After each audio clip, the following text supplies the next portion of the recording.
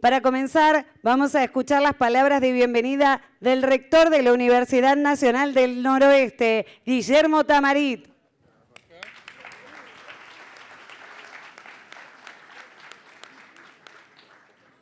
Hola, bien. Bueno, bienvenidas, bienvenidos.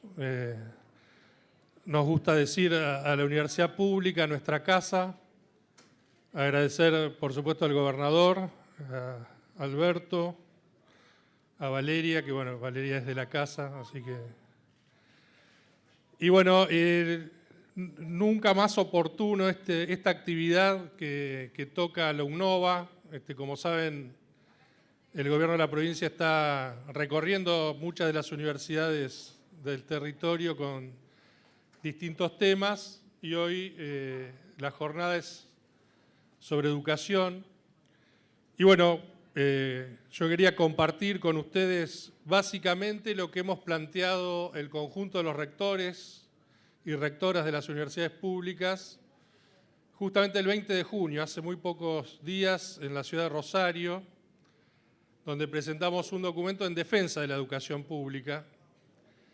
Ese documento además fue acompañado por muchos de los candidatos a presidente, precandidatos a presidente de la Nación, y básicamente refiere a establecer, a sostener criterios de consenso de una muy rica tradición argentina que tiene que ver con la ley 1420, que es de 1884, que es del fondo de nuestra historia, la reforma universitaria de 1914, de 1918, el concepto de la gratuidad universitaria, que es del gobierno del general Perón de 1949.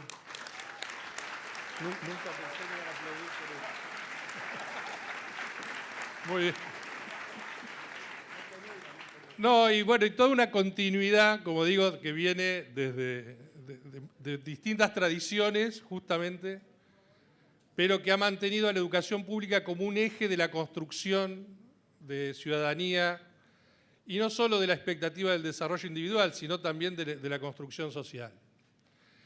Y bueno, en estos tiempos hay muchas discusiones, aún en algún extremo nos plantean si debe ser o no obligatoria la educación, por lo que creemos que es más que oportuno volver a plantearlo y que esto sea un eje del debate que elección a elección finalmente nos propone el sistema democrático. Y en ese sentido, los rectores y las rectoras hemos planteado, insisto, la idea del consenso, de la inclusión y de la calidad. La idea de que hay un conjunto de valores que se traducen en la experiencia educativa, que son los valores comunes que como sociedad debemos plantearnos, que la inclusión es un tema y más vigente que nunca. Nosotros, y lo experimentamos en las universidades, cuando muchas veces se critican la creación de nuevas universidades o las iniciativas como Puentes que realiza el gobierno de la provincia.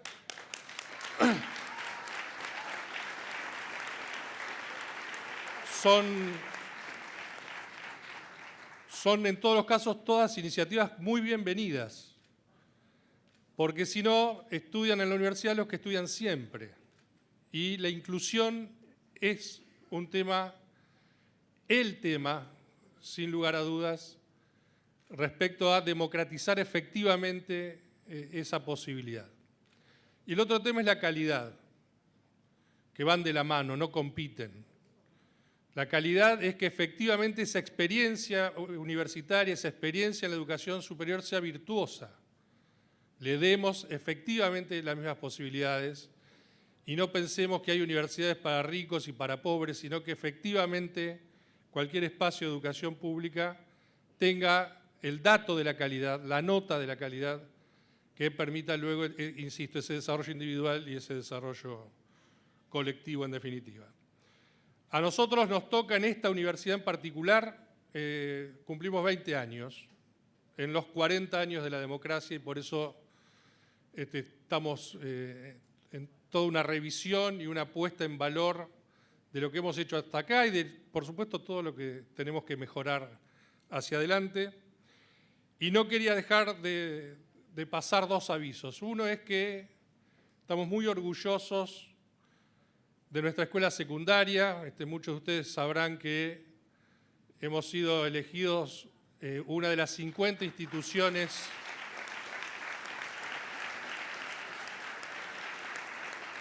de todo el mundo respecto a nuestras experiencias en actividades medioambientales. Es una escuela que tiene las ciencias naturales como orientación y la única de la Argentina pública, por lo que efectivamente hay ahí una experiencia para valorar y un nuevo testimonio. Estos premios, por supuesto, son muy arbitrarios y hay muchísimas excelentes escuelas públicas y privadas en nuestro país, pero en esta oportunidad nos tocó a nosotros dar la nota, el testimonio de lo público y lo queremos resaltar. Y la otra cuestión es agradecerle al gobernador, por supuesto, y a Alberto una vez más, porque no hace tanto pudimos finalmente obtener un predio en Florentino Meguino, que está muy cerca de aquí. Nuestra universidad presume ser una universidad de su tiempo y de su territorio, y tenemos las dos sedes principales, que es Junín y Pergamino, y también tenemos las sedes en Rojas, en Los Toldos y en General Villegas, y vamos a incorporar, de hecho ya hemos hecho a partir de las gestiones de nuestros amigos García, Andrea y Patricio en Florentino Meguino, y del ministro Persic, ya tenemos la posibilidad de hemos hecho la convocatoria a la licitación para el edificio en Florentino Meguino. Así que quería agradecer al gobernador y a Alberto porque, bueno, muy rápidamente vamos a tener allí una nueva sede de la universidad pública. En definitiva, bueno, agradecerles a todos la presencia, por supuesto, más y mejor universidad, y exigirles a todos los candidatos pronunciamientos muy concretos en defensa de estos postulados. Muchas gracias. Muchas gracias, señor rector. Le pedimos ahora unas palabras a la diputada provincial Valeria Arata.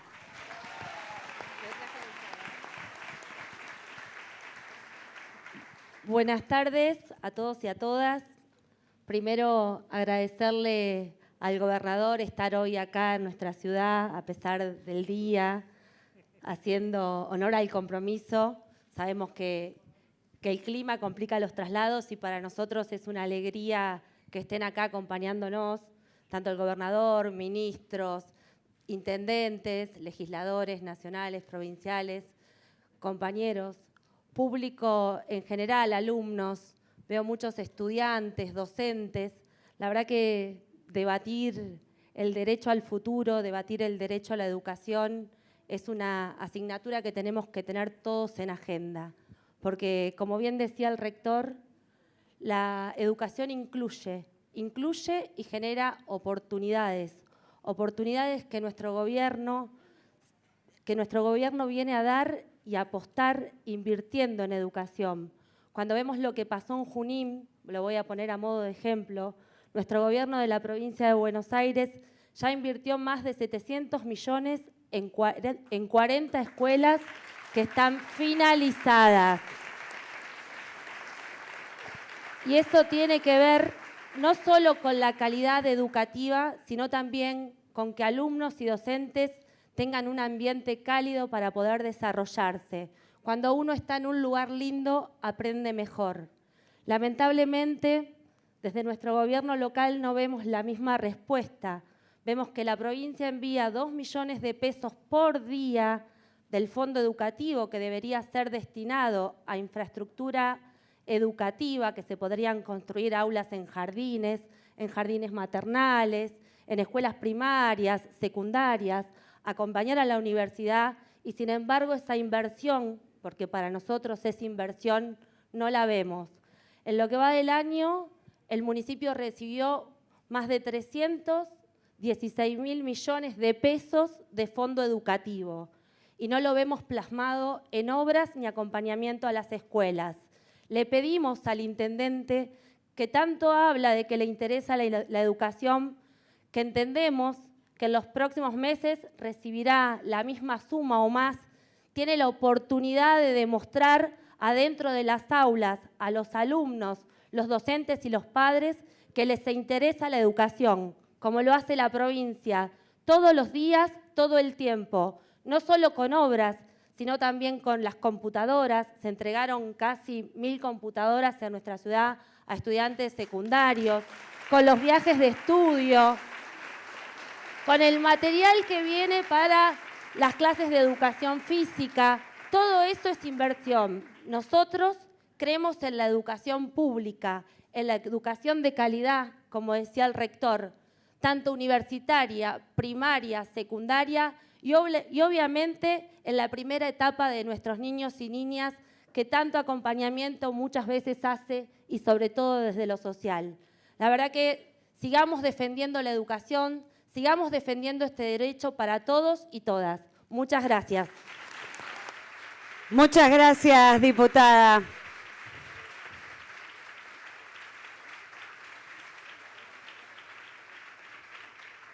Acto seguido, las y los invitamos a compartir un video institucional. En la provincia de Buenos Aires la educación es un derecho.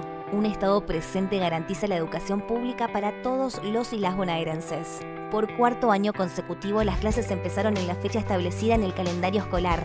La enseñanza y el aprendizaje son un compromiso. El 70% de las escuelas primarias bonaerenses tienen más de 4 horas diarias de clases. Construimos más de 165 edificios escolares nuevos en todo el territorio provincial. Invertimos más de 50.000 millones de pesos, una cifra histórica para mejorar la calidad educativa. Y proyectamos otros 25.000 millones durante el 2023 para la ampliación, mantenimiento y creación de nuevas escuelas. Entregamos computadoras para que todos los y las estudiantes del último año de la secundaria tengan acceso a la tecnología. Actualizamos los diseños curriculares de nivel inicial, educación de jóvenes, adultas y adultos mayores, centros de formación integral de educación especial, artística y de nivel superior. Impulsamos la educación sexual integral, la inclusión, la participación. Ampliamos el derecho a estudiar en la universidad en toda la provincia a través del programa Puentes. Con decisión política y una inversión histórica, estamos garantizando el derecho a la educación para los y las bonaerenses. Seguimos avanzando derecho al futuro. Gobierno de la Provincia de Buenos Aires. Gobierno de la Provincia de Buenos Aires. ¡Qué lindo video!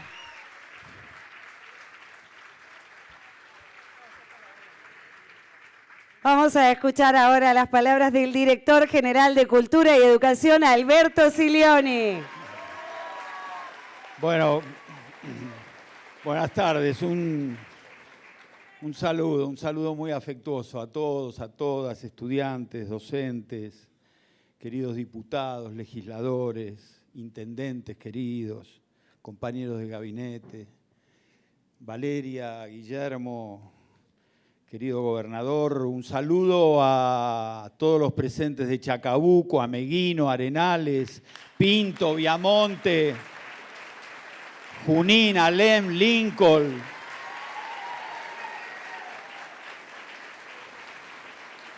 Y a nuestros compañeros y compañeras de la Dirección General, un saludo especial, permítanme, a Carly Bianco y a Pablo Urquiza, que están atrás de la gestión de este encuentro.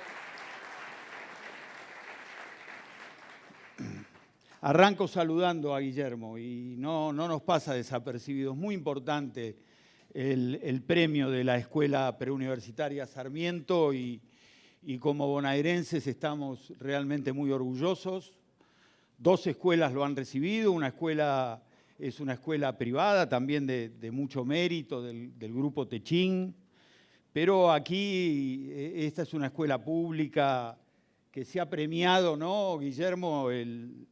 La conciencia ambiental, un programa de ecoideas que llevan adelante los alumnos, así que mejora la educación bonaerense. Algunas consideraciones. La verdad que el video me ha dado pie para hablar de otra cosa, si me permiten. El video es bien claro de todas las cosas que hicimos y las que vamos a hacer. solo alguna corrección, pero que es por el vértigo del tiempo. El martes llegaremos a 171 escuelas inauguradas.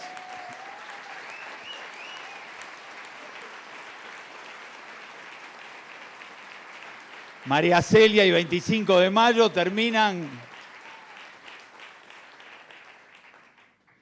Pero yo quería pensar con ustedes algunas otras cuestiones sobre el derecho al futuro, que inevitablemente, y el derecho a la educación, ¿no? que tiene que ser en clave política, sin nombres propios, en medio de esta discusión profunda que tiene la sociedad argentina, que es una discusión más que electoral. Es una discusión, casi podríamos decir, civilizatoria, ¿no? Y decir 4 o 5 cosas. Primero, que no hay consenso sobre si el futuro es un derecho. Hay sectores para los cuales el futuro no es un derecho. En el futuro del neoliberalismo hay muchos que no están, hay muchos sectores que no están. Cuando el neoliberalismo piensa una sociedad, no piensa una sociedad en donde estén todos, ¿no? Piensa una sociedad sin protección social, sin trabajo, una sociedad precaria. Richard Sennett, que es un filósofo interesante, que habla de cómo se perdió ese pronombre peligroso que es el nosotros, dice que el neoliberalismo es un sistema que irradia indiferencia. Entonces, nada, primera cosa, nos ponemos en la vereda de enfrente de ese modo de mirar la vida. Y hay sectores los mismos, que relacionan el futuro con la procedencia y el origen social, ¿no? No pareciera que la dimensión del futuro sea una dimensión para los desposeídos. Hay una cosa muy dolorosa que se escuchaba, creo que un poco más antes, cuando había alguna desgracia, fallecía algún pibe no pobre, los diarios, los medios decían tenía la vida por delante. Cuando mueren los pibes pobres no dicen tenía la vida por delante.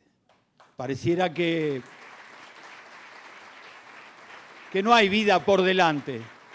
Entonces, lo decía Guillermo en algún sentido, somos una sociedad, no somos cualquier sociedad, no somos la mejor tampoco ni la peor, pero digo, somos una sociedad con derechos tempranos. Guillermo habla de la ley 1420, que es 1884. Yo de paso digo, nuestra provincia tuvo la ley 988, también de escolaridad común y obligatoria, 8 años antes que la 1420. También nosotros venimos de ahí, ¿no?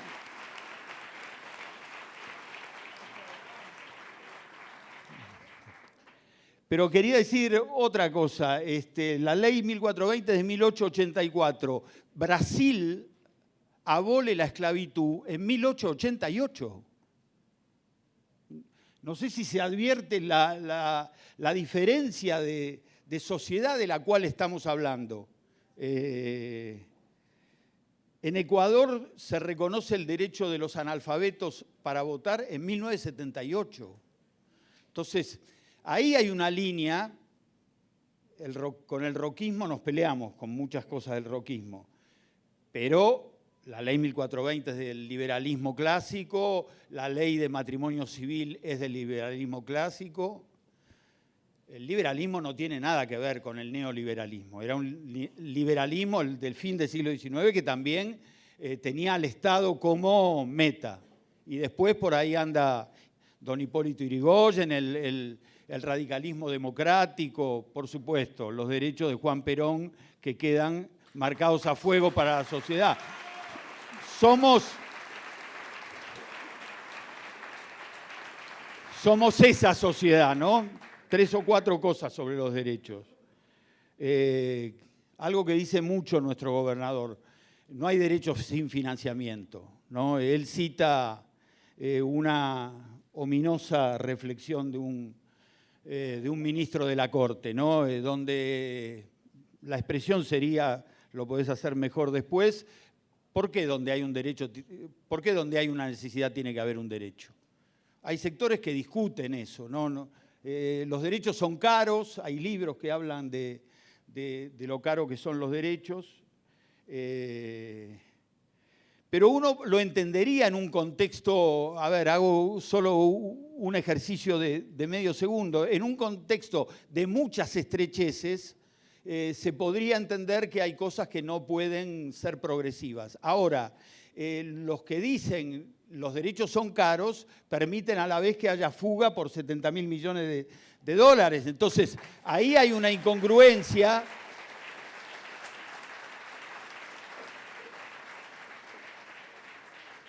Para atender. Otra, no hay derecho si no lo ejercés. Eso también lo aprendió la sociedad argentina. Los derechos declarativos que están en la Constitución Nacional, si no pueden ser llevados a la práctica, si no los tenés, si no los ejercés, no los tenés. ¿Puede ser después? Gracias. Los derechos se rigen por el principio de no regresividad. No puede haber menos. Tiene que haber más derechos. Y esta es una sociedad, recién lo hablaba con Guillermo, extraordinaria. El gobernador no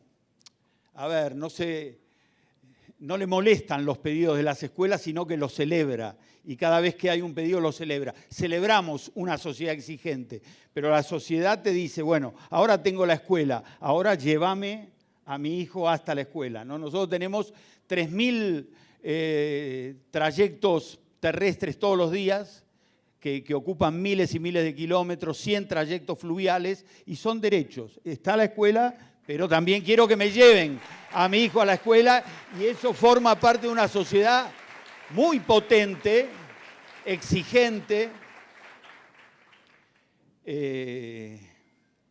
Se puede decir que hay derechos porque hay Estado, que esta es otra discusión que tenemos con otros sectores, ¿no? ¿Para qué tanto Estado? ¿Para qué el Estado más chico? Lo cito de nuevo a Axel, y él seguro que tiene otras cosas para decir, no le estoy quitando lo que dice, pero él dice, a ver, para los que dicen voy a dinamitar, o ahora vieron que hay una otra categoría, es semidinamitar, que habría que ver cuánta dinamita pones, no sé. Cuando decís dinamitar el Estado, ¿qué dinamitas? ¿Qué dinamitas? La escuela de Casa Huerta que acabamos de reinaugurar.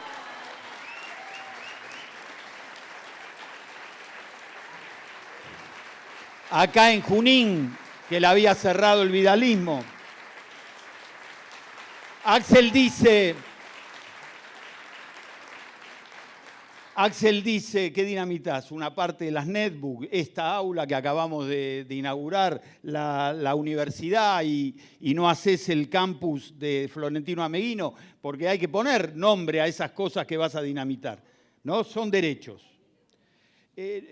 Otra, y voy terminando, no hay derechos si no son para todos. Por eso el derecho conlleva otro concepto que es el de la igualdad. No hay derechos para algunos. Si no son universales, no son derechos. Y eso lo vemos todos los días. Si es para pocos, no es derecho, es un privilegio. Y yo tengo especial, y tenemos en el gobierno especial afecto por las inauguraciones pequeñas. Aquí hay queridos intendentes. El otro día estuvimos en La Dorita de Carlos Casares, una escuela. En el paraje El Nacional de Arrecifes, digo algunos, en La Corona de 9 de julio. A ver, escuela para 800 alumnos, escuela para 4 alumnos. Nunca.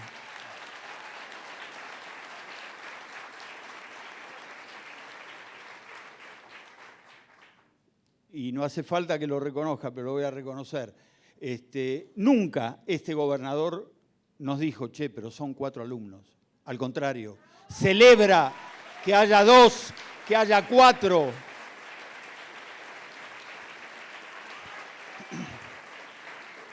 Las escuelas que empezamos con 4 en 6 meses son escuelas de 10, de 12, empiezan a venir los chicos. Bueno, los derechos para todos.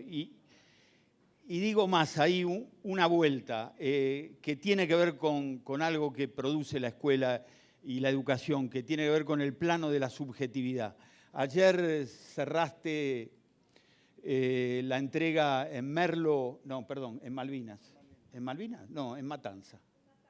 Bueno, ayer. Estamos entregando muchas netbooks, lo ven. Ayer el gobernador cierra el acto de Matanza, que entregamos como siempre en Matanza 3.000, muchas siempre, y dice, estas netbooks ustedes se las merecen.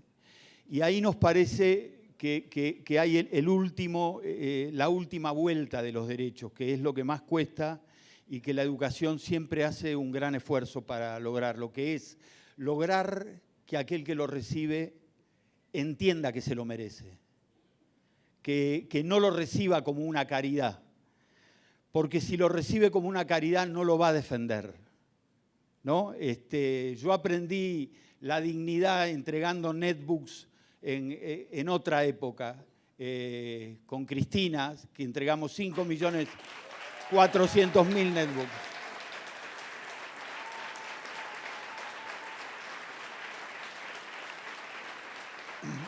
En el medio de la selva misionera, en Aristóbulo del Valle, en un lugar que se llama Cuñapirú. Las primeras netbooks que entregamos a la etnia vía guaraní. Y tenía que hablar un muchacho del secundario, Hilario, un bello nombre que significa el que ríe.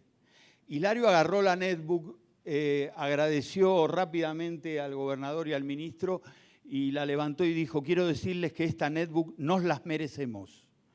Y ahí me parece, yo sentí que dábamos un paso gigante en términos de los derechos para las comunidades, porque no la estaba recibiendo desde el lugar de la caridad, ¿no? Eso lo habló mucho y la miro a Cristina, lo habló mucho Eva, así que consultemos ahí que no es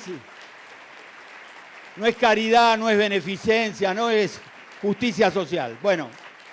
Fundamentalmente eso. Y lo último, esta comprensión que a veces vamos a las escuelas y todas las directores cuando inauguras una escuela hablan de un sueño.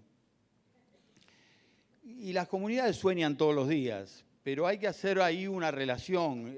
Tiene que haber una relación entre el sueño y una decisión política, ¿no? Pues si no, hay sueño, pero ese sueño no se transforma en una decisión política. Eso es lo que tenemos que seguir trabajando, para que haya una real y cabal comprensión de que los derechos tienen que ver con conquistas políticas, para que después se puedan defender. Y lo último que digo, nada de esto está escrito en piedra.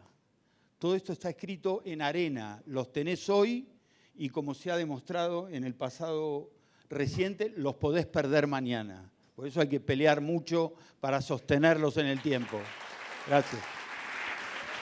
Muchas gracias a nuestro director general de Cultura y Educación, Alberto Sileoni.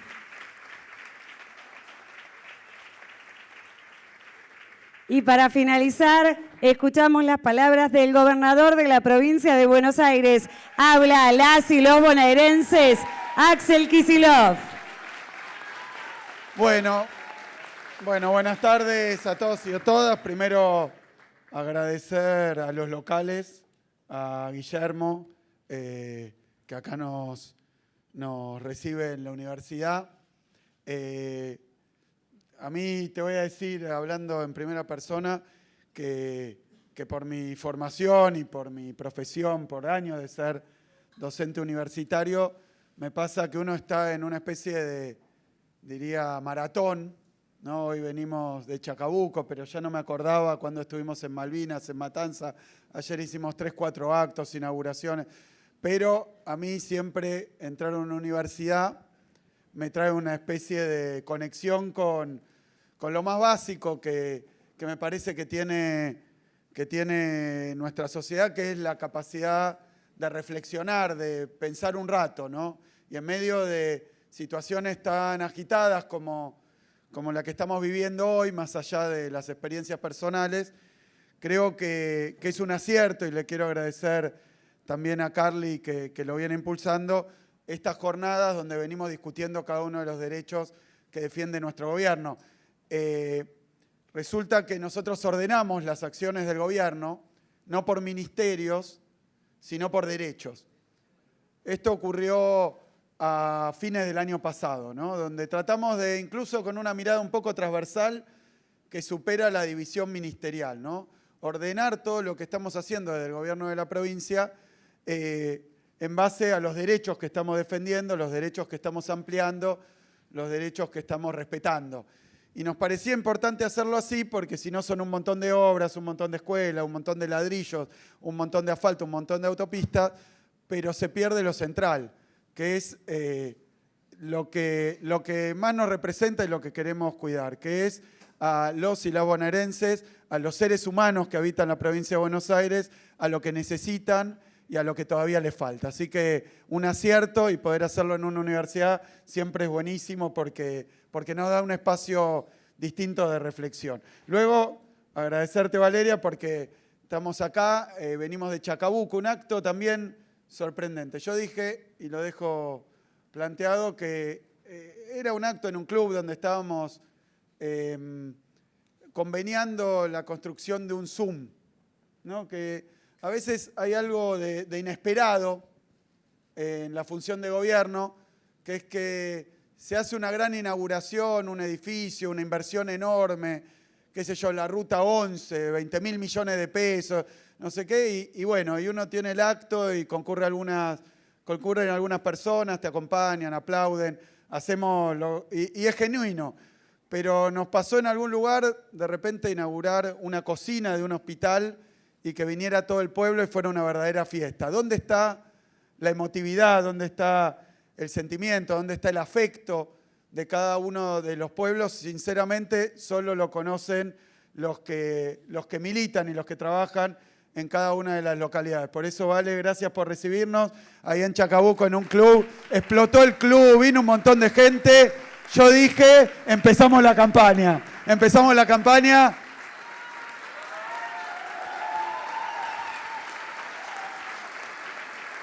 Y acá también se siente, no sé si lo sienten ustedes, yo siento que estamos en campaña.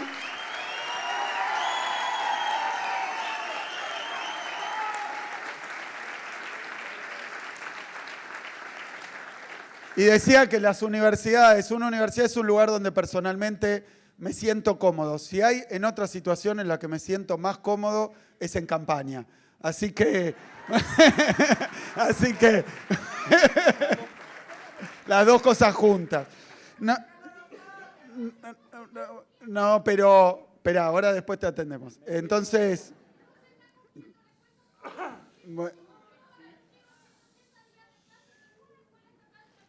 ¿te parece me quedo después y charlamos? Bien. Muchas gracias. Y no, estas cosas pasan en campaña porque, como dicen, todos juegan también, así que bueno, está bien. Correcto. Estuvimos en la Universidad en la UNPAS, en la Universidad José C. Paz, hablando del derecho a la salud, en la Universidad de San Antonio de Areco, hablando del derecho al arraigo, en la Universidad Nacional de Quilmes, hablando del derecho a la producción, y ahora acá en UNOVA, hablando del derecho a la educación. ¿Qué intención tiene esto? Y bueno, salir un poco de la inauguración, salir un poco de la coyuntura, salir un poco incluso, bueno, el video nos exime de tener que relatar, aunque lo hace muy sintéticamente, muchas de las acciones de gobierno, muchos de los resultados de gobierno. Y yo permitime que te contradiga, sí se cumplen y se van a cumplir 190 días de clase. El gobierno anterior, después hablamos, pero respetémonos un poco. Vos hablaste, yo hablé, después hablamos.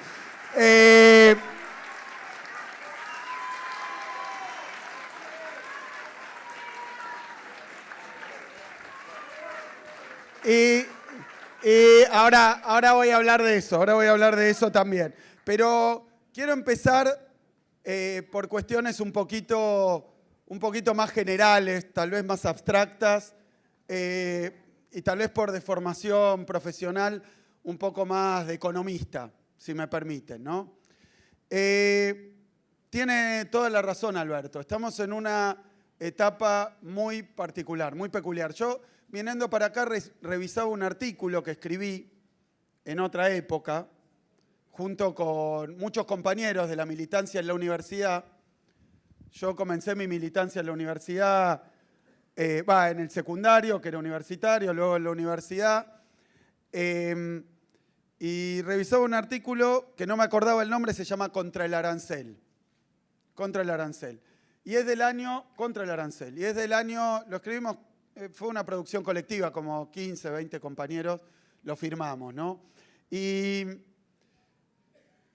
se publica en la revista Realidad Económica, creo que en el año 2001, 2002 me parece. Y en realidad, si bien se publica en el 2002, posterior a la crisis de 2001, es resultado de algunas discusiones y debates que se tuvieron a lo largo de toda la década del 90, donde a mí me tocó ser estudiante universitario, luego profesor, pero, como ustedes saben bien, la década de los 90 fue una década de neoliberalismo en la Argentina, de políticas neoliberales, de ideas neoliberales, y hubo algunos acontecimientos, por ejemplo, la famosa Ley de Educación Superior del año 95, si no me equivoco, y varios intentos de arancelar la universidad pública, de privatizarla de alguna manera. Es más, creo yo que se privatizó bastante durante los 90 la universidad pública, si bien no se aranceló, porque empezó la cuestión de los posgrados, y la universidad hasta ahí era pública y gratuita, pero después surgieron los posgrados, y aún en las universidades públicas muchos posgrados empezaron a ser arancelados. Quiere decir que se modificó algo que, por lo menos cuando comenzamos a estudiar, los que empezamos de mi edad, digamos a principios de la década de los 90, era todo gratis. A partir de un momento, el grado era gratis, pero el posgrado, la maestría y el doctorado, empezó a ser arancelado. Yo nunca entendí por qué, así que aprovecho ya que estoy para decirlo. Necesitamos que los posgrados también sean gratuitos.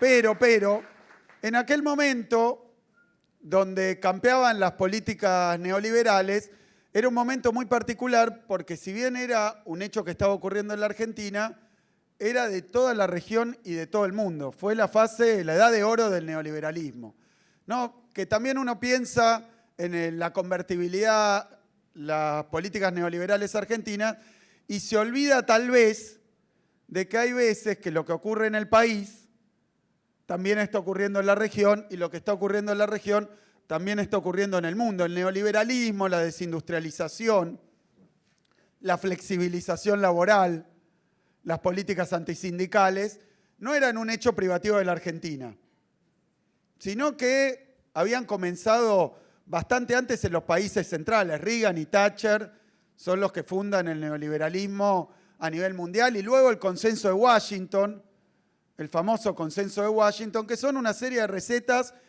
que tenían que ver con cómo aplicar las políticas neoliberales, no a los países centrales, Inglaterra, Estados Unidos, Europa en general, sino a los países periféricos, subdesarrollados, a los países como el nuestro, a Latinoamérica. Se llamó Consenso de Washington porque se armó un decálogo de políticas que había que aplicar en todos los países, teóricamente para modernizarse, ser exitosos y alcanzar el desarrollo. Todas eran políticas de corte neoliberal, de Estado mínimo, de ajuste, ¿no? De globalización, entendida como una globalización vinculada a poner término a las políticas nacionales de protección de la industria, de desarrollo. Es decir, fue una época a los que nos tocó vivirla muy, muy difícil, a nivel latinoamericano y a nivel internacional. Y fue una etapa, porque si bien uno tiene más en claro si le tocó vivir, pero si se la contaron también o si la estudió también por las edades que tiene el auditorio, pero uno conoce que aquí vino la crisis de 2001, después vino una etapa de confusión, de desconcierto, y después pasó algo inesperado, ¿no? Inesperado para muchos, casi para algunos producto de la casualidad, ¿no? Esto de lo de más pobres que votos, ¿no? Porque ¿acaso por distracción de los sectores de poder? ¿Acaso por el fracaso estrepitoso que habían tenido las políticas neoliberales en la Argentina con el estallido de la economía y de la convertibilidad en 2001 y su secuela, como siempre, de represión y muerte, ¿no? De esas políticas y de su final? Pero bueno, acá apareció de repente, en medio de ese cielo nublado, de esas complicaciones, donde parecía que nunca se iba a solucionar nada y que ya la unidad latinoamericana, las políticas de industrialización, de desarrollo nacional, incluso la apuesta a la ciencia, a la tecnología y la universidad, eran historia antigua, eran algo de los 70, por ahí. Bueno, salió el sol y llegó Néstor Kirchner.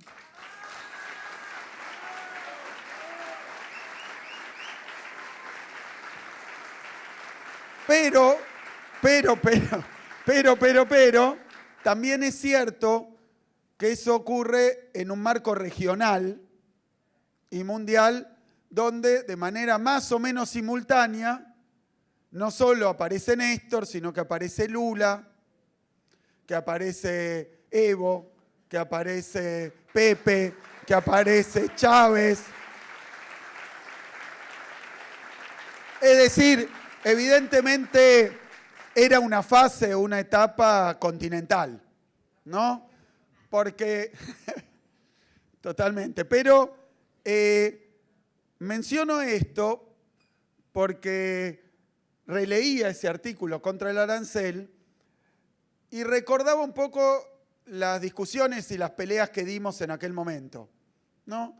Porque en los 90 se había instalado como saber convencional, como sentido común, que había que privatizar. De hecho, no solo se instaló en el sentido común, en los medios de comunicación, en el debate público, sino que se hizo. Se inició una etapa de privatización, de achicamiento de lo público, de restricción, de desindustrialización, de pérdida de derechos laborales, de flexibilización laboral. Bueno, se inició de manera bastante masiva y fuerte durante toda esa etapa de los 90 una regresión, un retroceso. Un retroceso.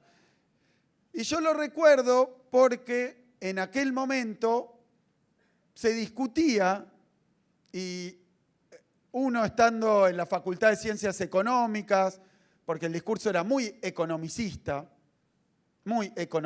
todo esto se hacía en nombre de la eficiencia, de la conveniencia y de la economía. Y entonces se aplicaba teoría económica para todo.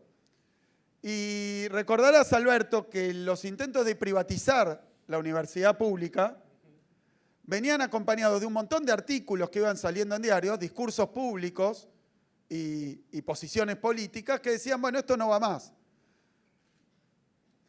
Y en aquel momento, repito, dar el debate explicando que no, que estaba bien que hubiera una universidad pública, gratuita y masiva, que estaba bien que hubiera una industria nacional, que estaba bien que hubiera derechos laborales, que estaba bien. Bueno, iba contra la corriente, iba contra el sentido común.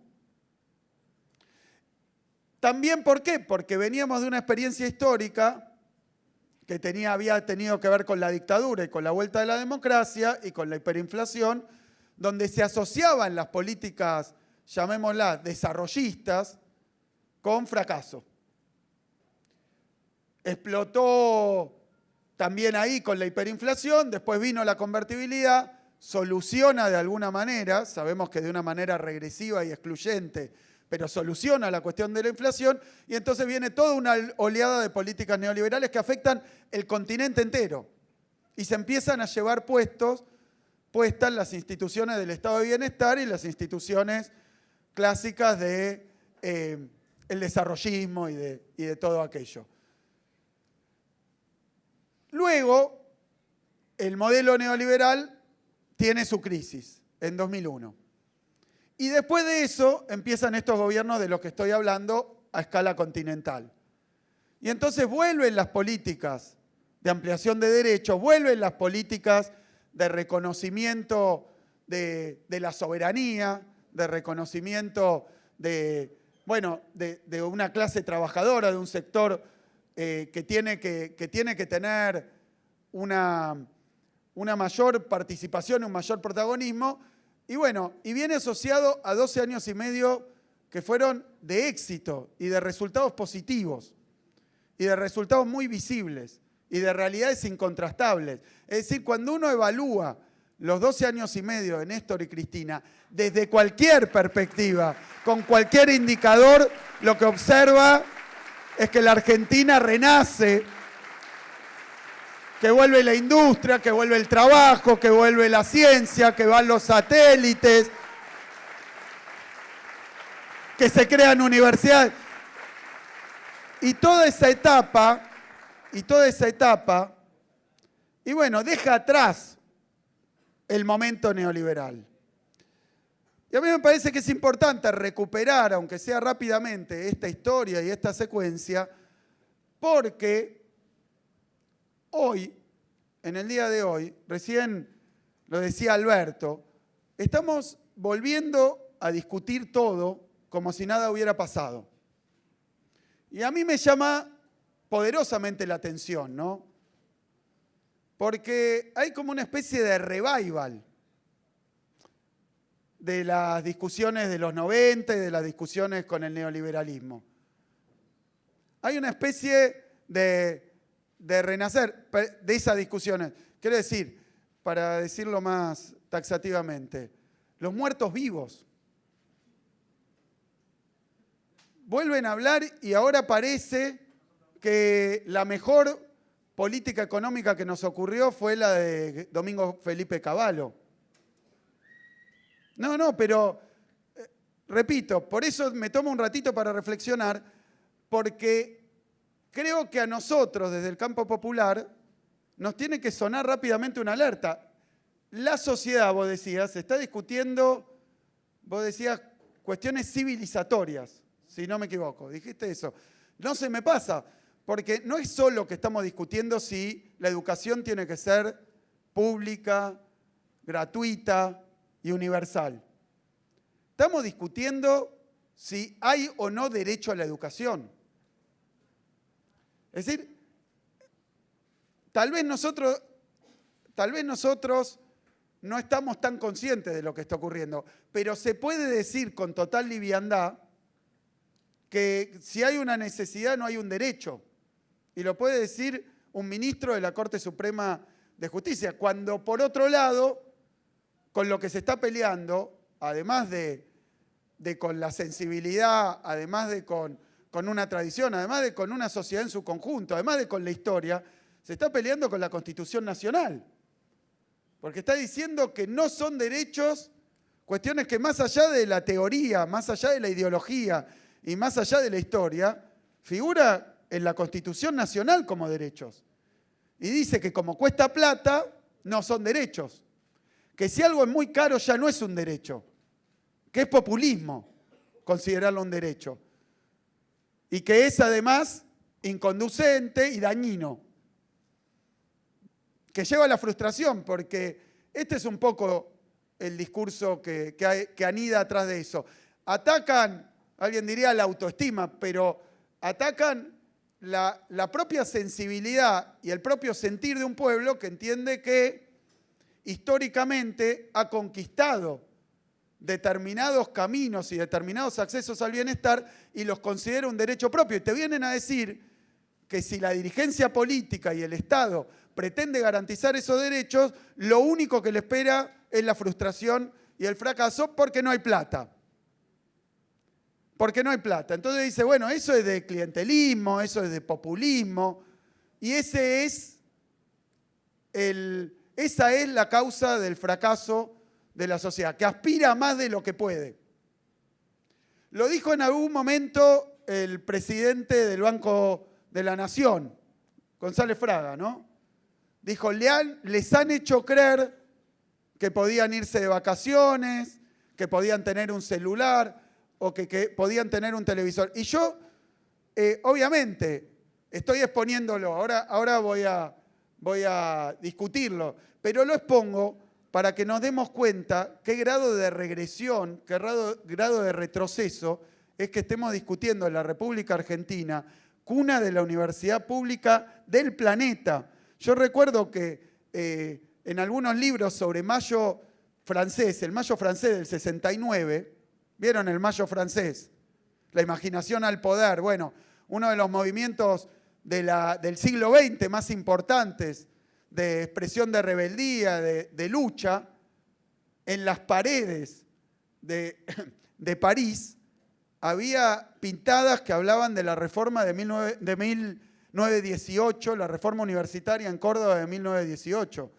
Eso ocurrió en Argentina. Y en Argentina estamos escuchando no ya que no se puede abrir una universidad más, sino que no hay derecho porque no se puede pagar a la universidad.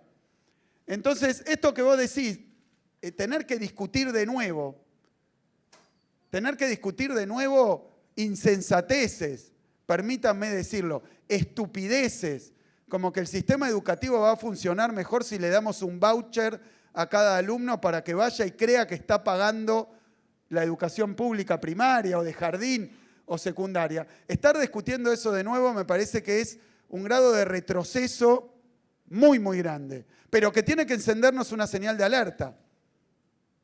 Tiene que encendernos una señal de alerta, porque hay o parte de la dirigencia, o parte del periodismo, o parte de la sociedad tal vez, pensando que esto es así.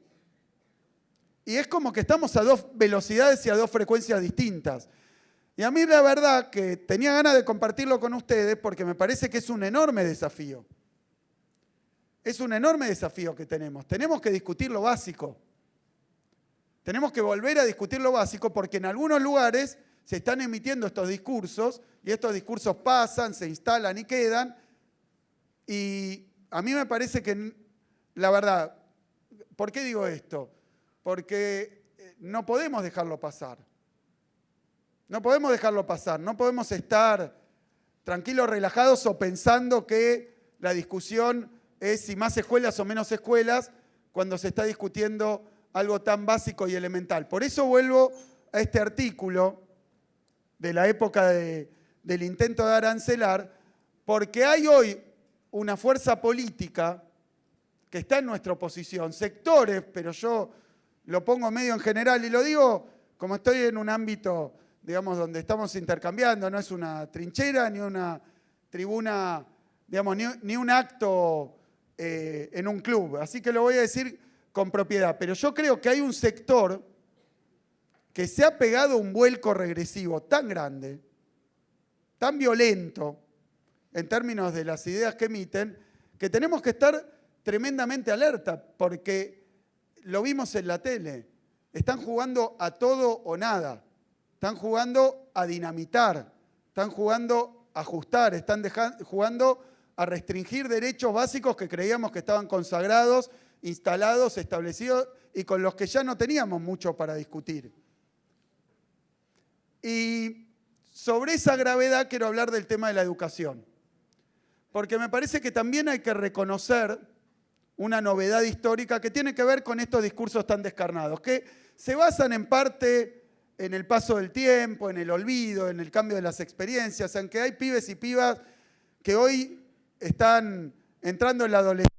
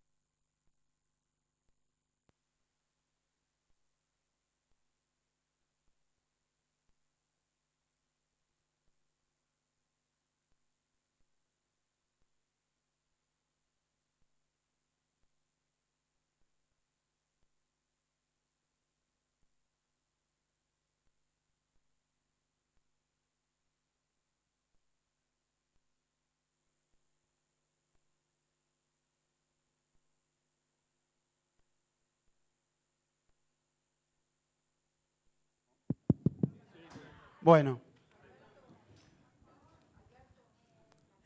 Bueno, me voy a quedar sentado acá, ¿no? Bueno, gracias. No. Entonces, planteada la cuestión así, quiero poner en contexto de lo que hablaba Alberto, lo que se vio en el video y explicarlo en esta sucesión histórica. Fíjense, durante la época del gobierno de Macri y de Vidal, durante la etapa anterior, durante el último episodio neoliberal que vivimos, la verdad es que hubo también una peculiaridad, que es que ese gobierno ganaron las elecciones con una campaña electoral, con una propuesta electoral, con una plataforma que fue lo contrario de lo que después hicieron. Yo vuelvo sobre esto porque en aquel momento hablábamos de una estafa electoral. Y lo quiero recordar hoy porque estamos de nuevo en campaña electoral. Pero esa campaña electoral teníamos enfrente, éramos gobierno también, pero teníamos enfrente a un discurso que lo que proponía era la revolución de la alegría. ¿Se acuerdan? Era no vas a perder ningún derecho, hablando de derecho, nosotros hablamos de derecho, no vas a perder ningún derecho. Todo lo que tenés va a seguir, todo lo que anda bien va a seguir y lo que anda mal lo vamos a mejorar. Prácticamente se planteaba una continuidad con alguna mejora y alguna progresividad. Era lo que anda bien sigue, lo que anda mal mejora. Y entonces era pobreza cero, era 82% móvil, era no el impuesto a la ganancia. Uno por uno en los sectores sociales se le hablaba diciéndole lo que te falta te lo vamos a dar, pero lo que anda bien continúa. Y después llegaron al gobierno y llevaron adelante lo que llamamos una estafa electoral. Prometieron una cosa, poco día de asumir, devaluaron, habían dicho que no iban a devaluar, habían dicho que no iban a ir al Fondo Monetario, habían dicho tantas cosas, el impuesto a la ganancia la pagó el doble de la gente, pasaron una ley de jubilación que bajaba las jubilaciones, no hubo revolución de la alegría, eso fue claro, digamos, eso te la debo. O sea que vino una política distinta. Y en la provincia de Buenos Aires, y particularmente en el terreno de la educación, llevaron adelante una política neoliberal, clásica, de ajuste, pero si quieren llamémosla vergonzante. No era un discurso abiertamente, o por lo menos no empezó así, contrario a la educación pública, contrario a la infraestructura escolar. Era lo contrario. O sea, lo hacían, pero no lo decían. Y decían lo contrario. Y a mí me parece interesante porque en aquel momento, cuando hicimos campaña, lo llamaron la campaña del miedo.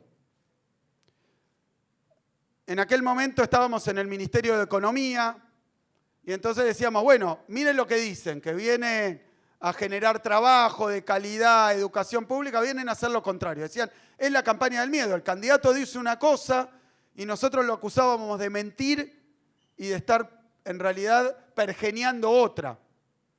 Más adelante nos enteramos, como era obvio, por incluso protagonistas de ese gobierno, yo me acuerdo a Prat Guy decir que nunca en ningún plan de gobierno, mientras preparaban los planes de gobierno, nunca en ningún plan de gobierno tenían previsto, por ejemplo, sacar el impuesto a las ganancias o, por ejemplo, el 82% móvil. No lo tenían previsto. Es decir, había un candidato diciendo que iban a hacer algo y había un equipo de planificación del gobierno, de plan de gobierno, que estaba haciendo otra cosa. Incluso vimos un video que se les escapó, supongo, de Sturzenegger, no sé si se acuerdan.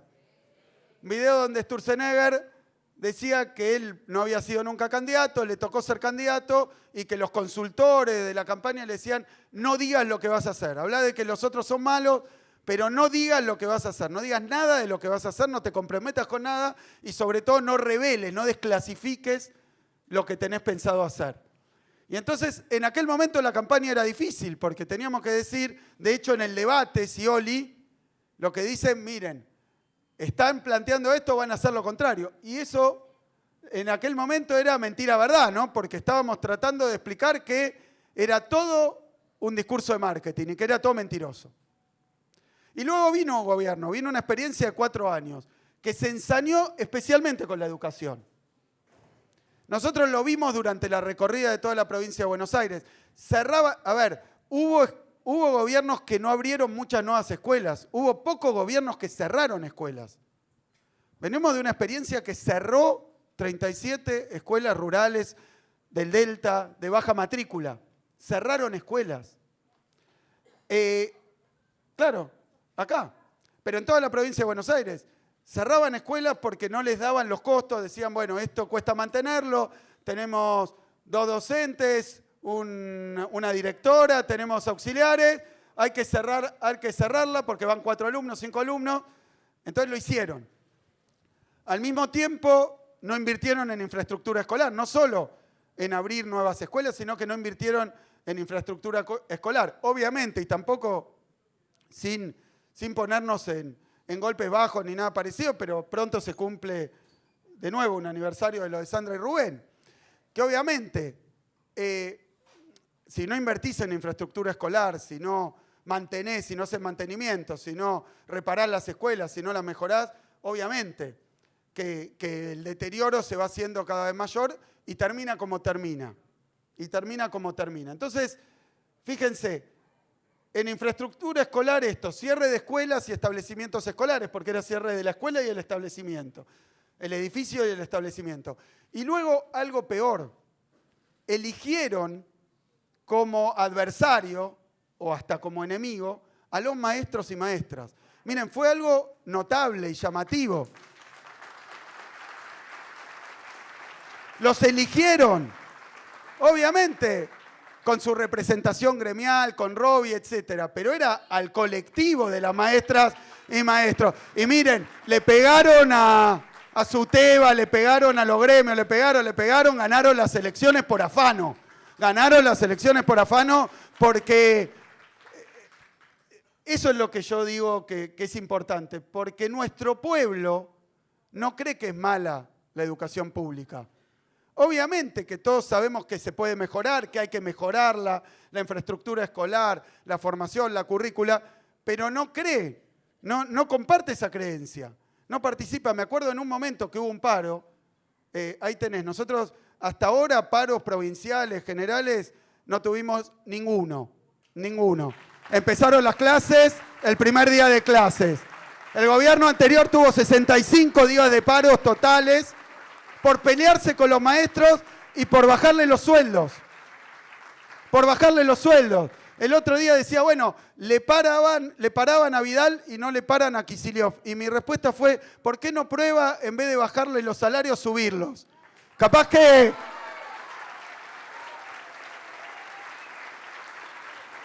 sirve para conseguir.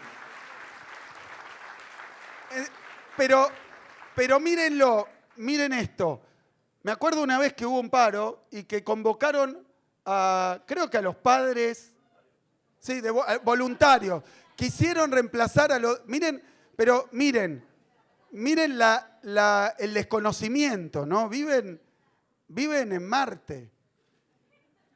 Pero miren, en otro momento, creo que lo dijo Vidal, no sé quién lo dijo exactamente y no quiero equivocarme en esto, pero decía, el que elige la docencia es por descarte. Vidal, por Acuña, que es por descarte, es por frustración, es porque no se puede dedicar a otra cosa. Entonces, fíjense, lo mismo pasó con las universidades. Luego de que Macri dijera que hay demasiadas, ¿para qué tantas universidades? No me sale lo de la papa en la boca, ¿no? Pero dijo, ¿para qué tantas universidades en la provincia de Buenos Aires? ¿Para qué abren tantas universidades? Complementado con lo que dijo luego Vidal, que los hijos de trabajadores, los hijos de los sectores populares no llegan a la universidad. Y vuelvo sobre esto porque se revelan políticas, cierran escuelas, ajustan salarios, persiguen a los dirigentes sindicales, pero al mismo tiempo hay por detrás de eso una carga ideológica, unas anteojeras ideológicas. A nosotros nos acusan de actuar de manera ideologizada porque ampliamos derechos, abrimos escuelas, invertimos en hospitales, hacemos rutas, y eso sería ideología. Hacer lo que la gente necesita es ideología. Ir contra los intereses de la gente de sentido común. Cuando actúan con unas anteojeras ideológicas, con unos prejuicios, con una ignorancia, con un desprecio, con un desconocimiento.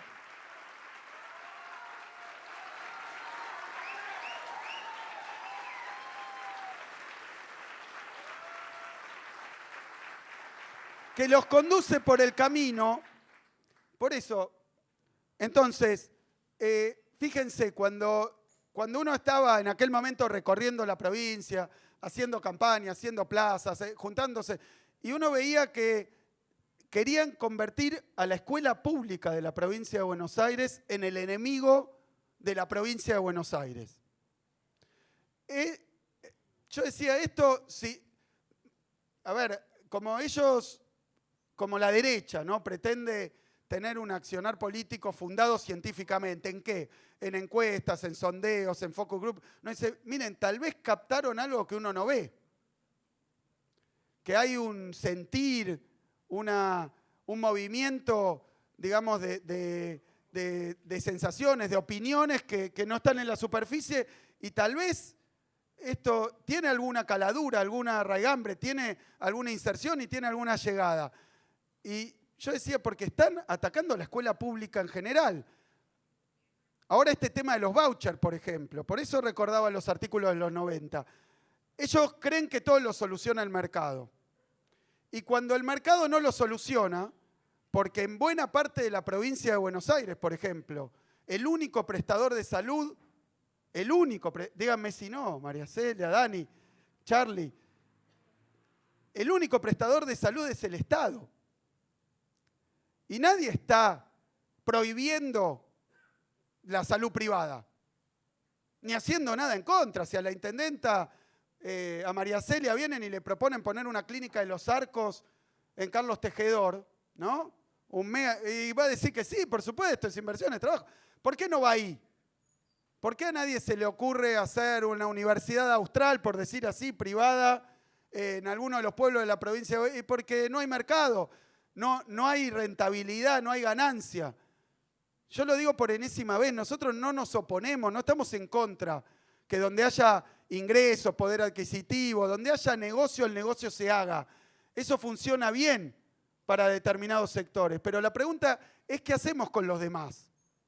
¿Qué hacemos con los millones y millones de bonaerenses que si no tienen educación pública, no tienen educación, que si no tienen salud pública, no tienen salud? Que si no está el Estado garantizando determinados derechos, no los pueden comprar y nadie se los va a ir a vender porque no es negocio.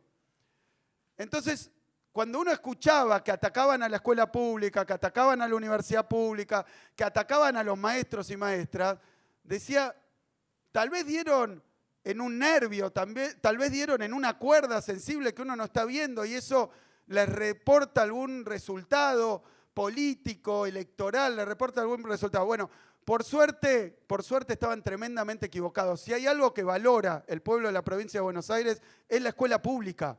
Si hay algo que valoran, es a los maestros y maestras de la provincia de Buenos Aires.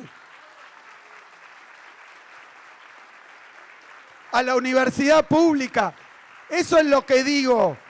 No hay ese ventarrón, esa corriente de opinión, ese sustento para llevar adelante estas políticas. Y lo he visto en unas encuestas de estos días.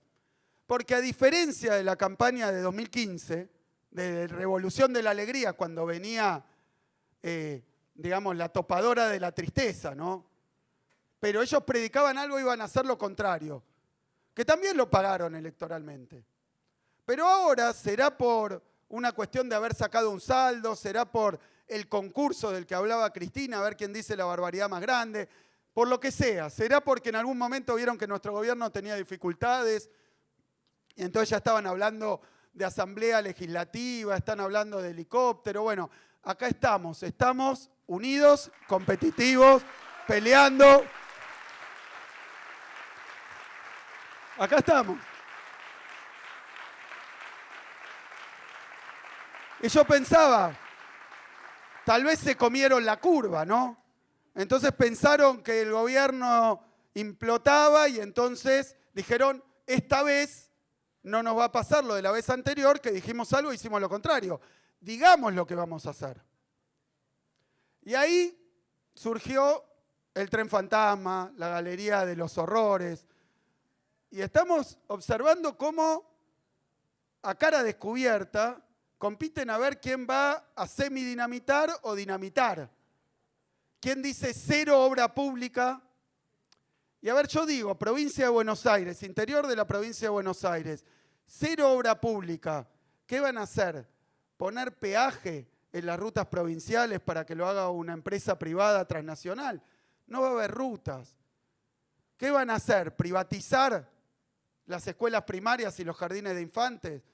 ¿Qué van a hacer? ¿Le van a dar un voucher a un pibe para que elija qué escuela puede ir cuando va a una escuela rural que es la única que tiene? ¿Qué van a hacer? Entonces, yo creo que ahora se ha desclasificado el proyecto que tienen de país y el proyecto que tienen de provincia. Y es mucho. Lo decía recién en Chacabuco, porque he caído en la cuenta de que estamos en una campaña muy diferente a la de 2015, porque por más que haya dificultades, que haya malestar, que haya cosas que solucionar, tenemos dos diferencias importantes. Una primera es que ahora le dicen a la sociedad lo que piensan hacer. Por eso yo decía el otro día, de la oposición en una campaña uno espera escuchar propuestas. Ahora no se escuchan propuestas, se escuchan amenazas. Es una campaña donde te amenazan. ¿Qué te voy a recortar? ¿Qué te voy a sacar? Como si fuera culpa tuya. Y que entonces te tengo que privar de algo para purgar algún tipo de pecado, algún tipo de delito. Y además es como que hay que pasar por una penitencia, atravesar un desierto donde ni siquiera te dicen que después viene la tierra prometida. Es el desierto más largo del mundo, es ajuste y después ajuste. Y eso es una novedad, porque estamos de nuevo discutiendo esto de los vouchers, que no me parece mal, que si piensan eso, de una vez por todas lo digan. Si piensan que hay que privatizar YPF, aerolíneas, si piensan que hay que privatizar todo lo que es público, achicar la educación, echar a los maestros, echar a los policías, echar a las enfermeras, echar a los médicos, que lo digan, porque nosotros estamos del otro lado y se lo podemos explicar perfectamente bien a nuestra sociedad, que lo que estamos haciendo, garantizando el derecho a la educación y que creemos que como hay una necesidad, hay un derecho, y como hay un derecho, hay una obligación, y como hay una obligación, hay un compromiso del peronismo, de Unión por la Patria, de cumplirlo.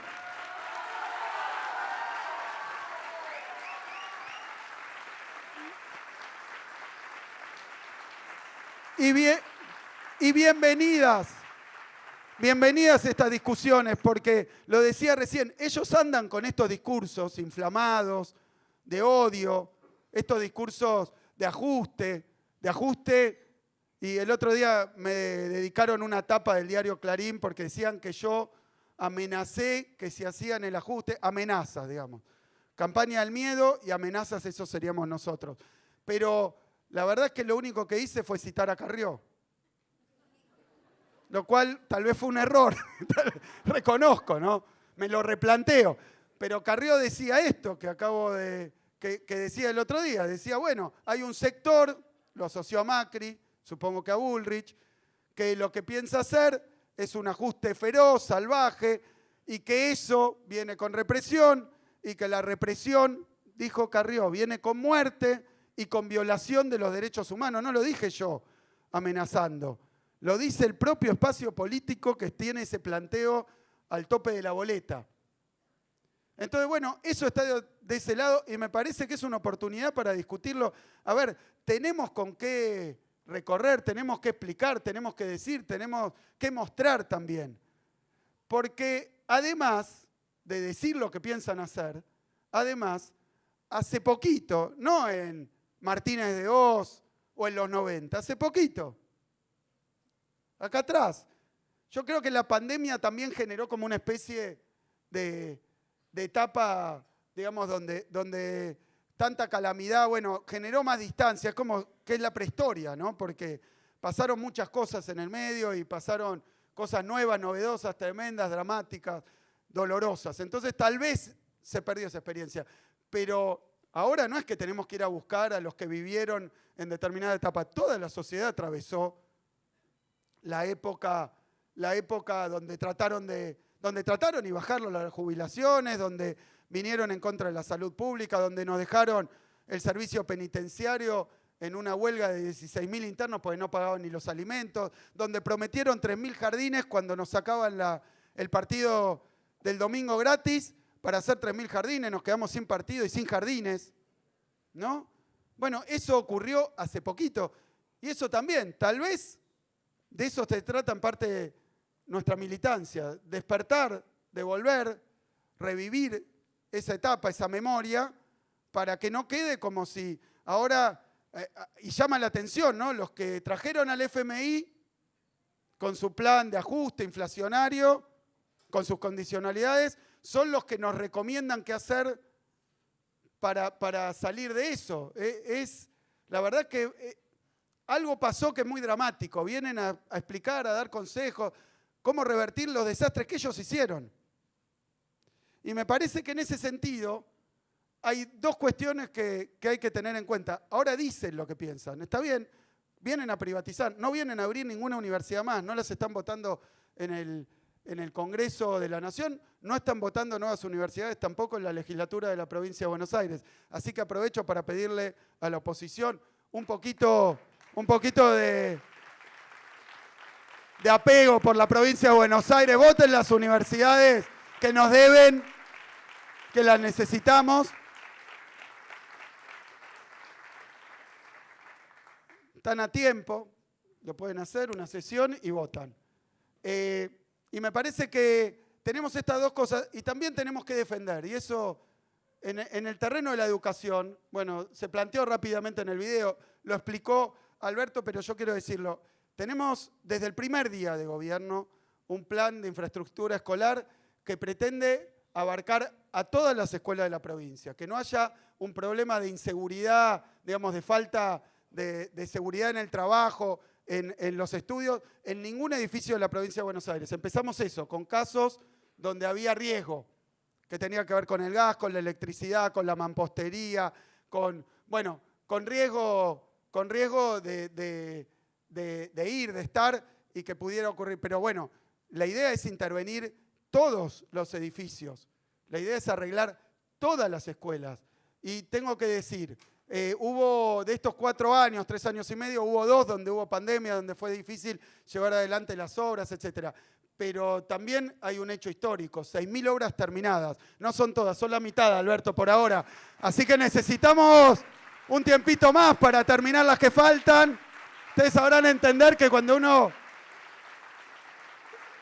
se compromete también en el tema de escuelas, por eso es tan claro el contraste, la diferencia, y la filosofía, las ideas, las sensaciones, la historia que nos orienta, que uno mira los números, por eso decía, está la cuestión de los números. Vidal dice que abrió 65 escuelas, mientras cerraba también 37, y acaba de decir Alberto que hicimos ya a esta altura más de 100 más.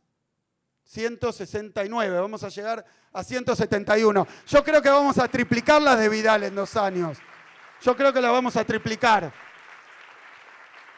Pero de nuevo, ¿qué es lo importante de esto? Que falta mucho. Que tenemos una planificación a 5 años de cuáles son todas las escuelas que hay que construir. Y que aparece esto que dice Alberto. Como hacía un montón que no se hacía, tantos edificios que no se arreglaban, bueno, había resignación, creo yo. Había un poco de anestesia, ¿no? Había brazos caídos, ¿no? Cuando hace mucho que se espera algo y no llega, tal vez crees que es imposible y que nunca va a llegar. A mí, lo dice Alberto, es lo que ocurre, ¿eh? Cada vez que vamos a inaugurar una escuela y nos piden otra, no le decimos, pero che, esta la estaban pidiendo hace 20 años, nadie la hacía, le decimos, está bien, pidan todo lo que necesitan. Es el pueblo, es la sociedad la que tiene que reclamar lo que necesita. Es de ahí donde surge nuestro plan, nuestro programa. Es de ahí, sin resignación. Y me parece que eso es imprimirle una dinámica. Y para terminar, porque quiero terminar con el tema de la universidad, porque empezaste vos con la cuestión de la universidad. La cuestión universitaria en la provincia de Buenos Aires, bueno, venimos de un gobierno que dice que hay demasiadas universidades y que además no llegan los hijos de trabajadores. Lo podemos ver acá, en Junín, pero lo podemos ver en toda la provincia de Buenos Aires. El porcentaje de pibes y pibas que es primera generación universitaria. Eso no quiere decir que llegan hijos de trabajadores, llegan hijos y nietos de trabajadores y bisnietos de trabajadores. Primera generación universitaria es que estamos cumpliendo eso de la movilidad social ascendente. Los pibes y las pibas de la provincia de Buenos Aires quieren ir a la universidad porque saben que pueden ir a la universidad y que tiene un gobierno que piensa que si tienen la universidad lejos hay que ponérsela más cerca.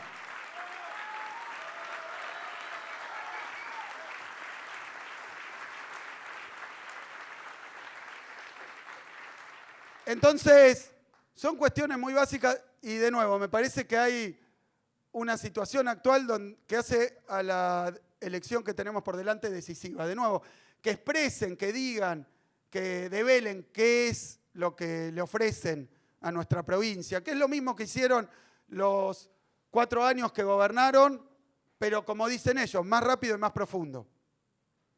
Más rápido y más profundo. Entonces, yo creo que eso nos pone adelante de un desafío enorme. El desafío es que más allá de las dificultades, más allá de los problemas, más allá del desánimo, más allá incluso de los malestares y desilusiones, más allá de todo, yo creo que estamos en un momento, la verdad, parteagua, que esta vez han dicho a todo o nada, y lo dicen en la publicidad como si tal cosa, y te apagan la pantalla. Yo que vi ahí que quieren apagar la provincia, que quieren apagar el país, y que quieren apagar la educación pública, la industria nacional. Ese nada están proponiendo.